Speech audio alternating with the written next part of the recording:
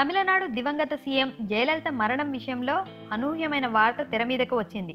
అమ్మ మరణానికి అతిగా చాక్లెట్లు, ఐస్ క్రీమ్ స్వీకరించడమే కారణమని తేలింది. ఈ విషయాన్ని జయలలితకు వైద్యం చేసిన శంకర్ అనే వైద్య నిపుణుడు తెలిపారు.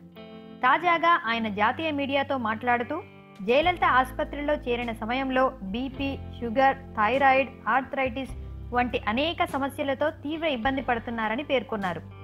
అమ్మ ఆసుపత్రిలో చేరిన సమయంలో శరీరంలో చక్కెర స్థాయి తారాస్థాయికి చేరిందని, ఆమెకు చాక్లెట్లు, ఐస్ క్రీంలపై ఉన్న విపరీతమైన ప్రేమ ఇందుకు కారణమని డాక్టర్ శంకర్ విశ్లేషించారు. తన షుగర్ లెవెల్స్ ను కంట్రోల్లో ఉంచుకునేందుకు జయలలిత తరచుగా ఇన్సులిన్ ఉపయోగించేవారని డాక్టర్ వివరించారు.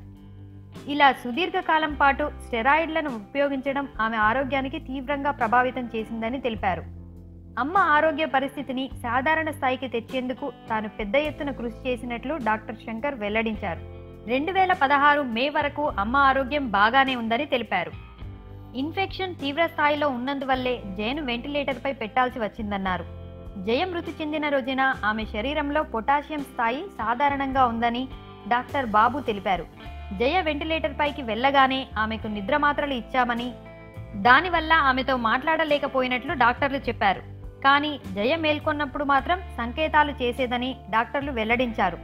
జయకు సంబంధించి ఎటువంటి అవయవాలను తొలగించడం కానీ, మార్పిడి చేయడం కానీ జరగలేదన్నారు.